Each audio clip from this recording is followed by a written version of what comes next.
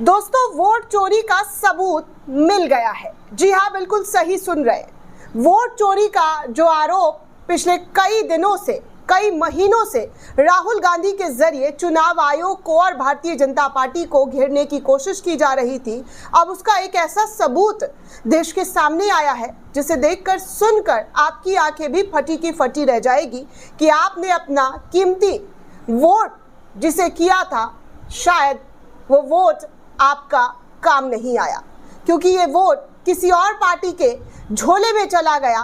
जिसके बाद जो रिपोर्ट, जो जानकारी निकल कर सामने आ रही है, वो चुनाव आयोग की विश्वसनीयता को और कमजोर कर रही है। यहाँ तक कि चुनाव आयोग की विश्वसनीयता किस कदर कमजोर हो गई है, इसको लेकर भी एक खबर, एक जानकारी सामने आई है। ये पूरी रिपोर्ट आपको इस खबर में देने वाली हूँ कि कैसे और कहाँ, कौन सी सीट पर वोट चोरी के पुख्ता सबूत मिले हैं, जिसको लेकर इस वक्त उत्तर प्रदेश की राजनीति में भूचाल आया हुआ है। और तो और प्रधानमंत्री नरेंद्र मोदी की संसदीय क्षेत्र वाली जो सीट है वाराणसी की, उस सीट पर भी मोदी जी के खतरा मंडरा रहा है। विपक्ष के जरिए अब मांग उठा दिया गया है कि इस पर फिर से चुनाव कराया जाए, क्योंकि जितनी जद्दोजहद चोरी करने में लगाई गई थी, अब उसी जद्दोजहद का पर्दाफाश हो रहा है और उन तमाम सीटों पर फिर से चुनाव कराने की बात विपक्ष के जरिए खड़ी कर दी गई है। दरअसल दोस्तों, यूपी के कुंदरकी उपचुनाव में वोट चोरी के पुष्टि का डेटा मिल गया है, जिसको लेकर अब विपक्ष ने और तेजी से आवाज उठाना शुरू कर दिया है। उत्तर प्रदेश के मुरादाबाद जिले के कुंदरकी विधानसभा क्षेत्र में हुए हाल ही में उपचुनाव में बड़े पैमाने पर धांधली के आरोप लगे थे। आपको याद होगा, इस सीट पर लगातार मतदाता जो हैं वो आरोप लगा रहे थे और कह रहे थे कि हमें वोट डालने नहीं दिया जा रहा है, हमें वोट डालने से रोका जा रहा है। ऐसे तमाम आरोप लगाए जा रहे थे और विपक्ष ने भी, समाजवादी पार्टी ने भी टैग करते हुए चुनाव आयोग से शिकायत की थी। लेकिन अब जो जानकारी आई है वो बेहद हैरान कर देने वाली है। दोस्तों, स्क्रॉल की एक जांच रिपोर्ट के अनुसार अगर बात करूं मैं, तो स्क्रॉल ने बहुत ही बड़ी रिपोर्ट देश के सामने लाकर रख दी है। कायदे से तो इस खबर पर चर्चा होनी चाहिए थी, मेन स्ट्रीम को बात करनी चाहिए थी, मेन स्ट्रीम में इस पर डिबेट होना चाहिए था। लेकिन अफसोस की बात, इतनी बड़ी खबर, इतना बड़े आरोप, इतने बड़े इल्ज़ाम को दबा दिया गया, छुपा दिया गया कि आपका और हमारा वोट किस तरीके से, जी हाँ, किस तरीके से चोरी हो रहा है। दोस्तों, स्क्रॉल के रिपोर्ट के मुताबिक अगर मैं बात करूं तो मुस्लिम बहुल इस सीट पर, जो कुंदरकी विधानसभा सीट है, इस सीट पर भाजपा की अभूतपूर्व जीत के पीछे वोटरों को डराने, धमकाने के अलावा मतदाता सूची में हेराफेरी के संकेत मिल गए हैं। ये रिपोर्ट वोटरों के उन आरोपों की पुष्टि कर रही है जिनमें पुलिस की भूमिका और संदिग्ध वोटर स्लिप्स का जिक्र किया हुआ था। कुंदरकी जो पारंपरिक रूप से समाजवादी पार्टी का गढ़ रहा है, 2024 के उपचुनाव में भाजपा उम्मीदवार रामवीर सिंह ने सपा के उम्मीदवार मोहम्मद रिजवान को 1.4 लाख वोटों की भारी बढ़त हासिल की थी। ये जीत चौंका देने वाली थी। जी हाँ, ये जीत बेहद चौंका देने वाली थी, क्योंकि ये सीट समाजवादी पार्टी का गढ़ था। लेकिन यहाँ पर जीत किसी और पार्टी की, वो भी 1.4 लाख वोटों की बढ़त के साथ। मतलब आप सोच नहीं सकते, अनुमान नहीं लगा सकते कि जहां पर इस सीट पर लगातार समाजवादी पार्टी जीत रही थी और इस सीट पर अचानक से उपचुनाव में भाजपा जीत जाती है। खैर, आपको बता दूं दोस्तों, 2012, 2017, 2022 के विधानसभा चुनावों में समाजवादी पार्टी के रिजवान ने 17,000, 10,000, यहाँ तक कि 43,162 वोटों से इन तीन बार जो है अपनी जीत पुष्टि की थी। वोटों की जीत इन पर जो है दर्ज हुई थी, इनके सर पर जीत का सेहरा सजा था। भाजपा कभी भी इस मुस्लिम बहुल सीट पर नहीं जीती थी। उपचुनाव पूर्व विधायक जियाउर रहमान वर्ग के लोकसभा चुनाव जीतने के कारण हुआ था। मुस्लिम वोटरों ने उपचुनाव के दौरान बड़े पैमाने पर दमन का आरोप लगाया था। हमीरपुर गांव के निवासियों ने तो बताया था कि पुलिस ने उन्हें मतदान केंद्र पर जाने से रोक दिया था, जबकि केवल हिंदू वोटरों को ही अंदर जाने दिया जा रहा था। कई वोटरों का ऐसा, मुस्लिम वोटरों का दावा था दोस्तों कि उनके आधार कार्ड चुनाव से पहले छीन लिए गए थे, जिससे पहचान सत्यापन मुश्किल हो जाए। वोटर स्लिप्स उन्हें नहीं मिले थे और जो मिले उन पर पुलिस ने सवाल उठाकर उन्हें वोट डालने से रोक दिया था।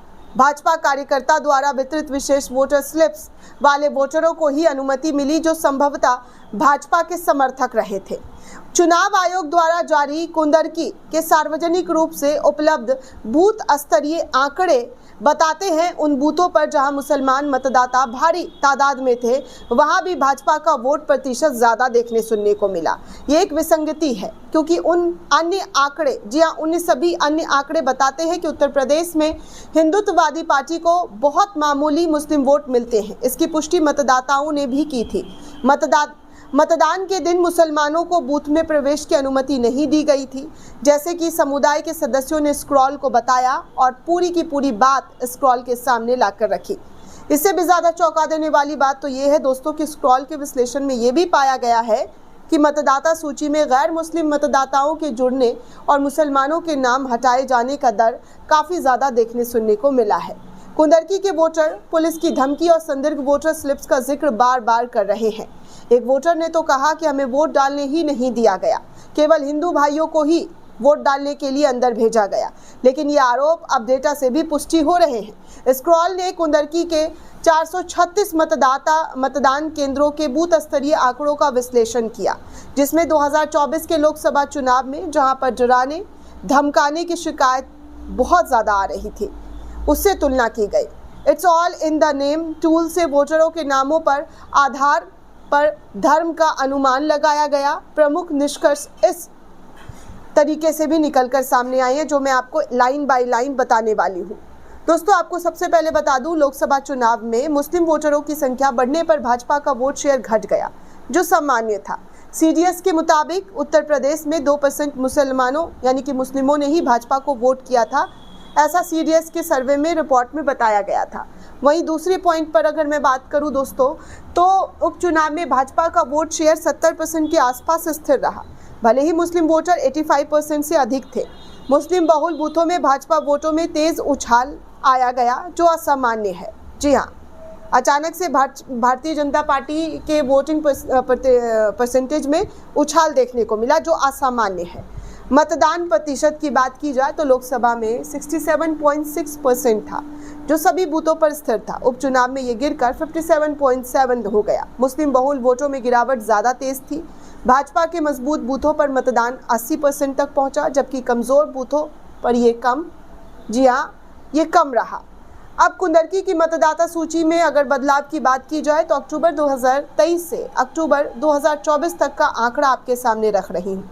लोकसभा से पहले अक्टूबर 2023 और अप्रैल 2024 की अगर मैं बात करूं तो मतदाता संख्या 4.19% बढ़ी थी, यानी कि 3.76 लाख से 3.92 लाख। लेकिन मुसलमानों के बूथों में इसमें कम बढ़ोतरी देखने को मिली। लोकसभा के बाद जून से अक्टूबर 2024 में 1.9% की कमी आई। मुस्लिम बहुल बूथों में 70 से 90%, मुस्लिम में 5% अधिक नाम काटे गए। गैर मुस्लिम बूथों में 3% से 4%, जबकि नए नाम कम जोड़े गए। मुस्लिम बूथों में 1% बनाम हिंदू बूथों में 4% नाम जो है जोड़े गए। तो इससे अनुमान लगा सकते हैं कि कितनी बड़ी तादाद में मुसलमानों के वोटर ID कार्ड जो होते हैं, जो लिस्ट होते हैं, उनसे नाम काटे गए। सरदार नगर गांव की बात की जाए तो 73% मुस्लिम आबादी है यहाँ पर, जहाँ पर 86% कटौती मुस्लिम वोटरों की गई। नए वोटरों में केवल 61% मुस्लिम थे। ये आंकड़ा वोटरों को डराने धमकाने की ओर इशारा करते हैं, जहां मुस्लिम मतदाताओं को वोट डालने से रोका गया और मतदाता सूची में हेरफेर के आरोप भी लगे थे। रिपोर्ट में कहा गया है कि डेटा वोटरों का आरोप बताता है कि जो लोकतंत्र के लिए बेहद गंभीर खतरा माना जा रहा है। चुनाव आयोग या अधिकारियों की ओर से इन आरोपों पर अभी तक कोई स्पष्ट प्रक्रिया नहीं आई है। सपा ने इसे धांधली का परिणाम बताते हुए फिर से चुनाव करने की मांग की है। विशेषज्ञों का मानना है दोस्तों कि ऐसी अनियमितताएं न केवल कुंदरकी बल्कि पूरे उत्तर प्रदेश के चुनावी परिदृश्य पर सवाल खड़े करें। जाहिर सी बात है दोस्तों, अगर इस तरीके से एक सीट पर हुआ है तो जाहिर तौर पर और भी सीटों पर धांधली हुई होगी, जहां पर जीत जबरदस्ती ली गई, चोरी करके ली गई है, ऐसा शक, ऐसा आरोप विपक्षी दल के नेताओं के जरिए लगाया जा रहा है। प्रधानमंत्री नरेंद्र मोदी के संसदीय क्षेत्र की अगर बात की जाए तो वहां पर भी कई गंभीर आरोप लगे हैं। कांग्रेस ने बड़े पैमाने पर फर्जी वोटरों की घुसपैठ का आरोप लगाया। कांग्रेस के अध्यक्ष अजय राय ने तो दावा किया कि भाजपा ने डुप्लीकेट नाम और फर्जी एंट्रीज के जरिए चुनाव को प्रभावित किया और जिस वजह से मोदी जी वाराणसी में संसदीय सीट जो है वो जीत हासिल की है, जो कि पूरी तरीके से फर्जीवाड़ा है और उनके भी चुनाव को फिर से रद्द कराकर फिर से चुनाव होना चाहिए। तो इस तरीके की बातें अजय राय जो कांग्रेस के यूपी के अध्यक्ष हैं उनके जरिए आरोप लगाया गया। राहुल गांधी ने भी पूरे देश में वोट चोरी का आरोप लगाते हुए कहा था कि कर्नाटक से एक बूथ से लेकर उत्तर प्रदेश तक एक ही व्यक्ति के नाम पर चार राज्यों में वोट डाले गए। इलेक्शन कमीशन ने इन आरोपों का खंडन किया, लेकिन सीडीएस सर्वे के अनुसार यूपी में इलेक्शन कमीशन पर अविश्वास 11% से घटकर 31% हो गया। अब आप सोचिए दोस्तों कि जो विश्वास पहले इलेक्शन कमीशन पर लोगों का था कि भैया होगा, चोरी हो गया, मतलब कर रहे होंगे, लेकिन अब ये और ज़्यादा बढ़ गया है। 31% बढ़ोतरी जो है इलेक्शन कमीशन के ऊपर देखने सुनने को मिल रही है कि उन पर विश्वास नहीं है, अब वो सही से काम नहीं कर रहे। मीरापुर उपचुनाव में धांधली के सबूत दोस्तों दिखाए गए। यहाँ पर भी कम से कम जो है लोगों के जरिए बहुत बड़े बड़े गंभीर आरोप लगाए गए।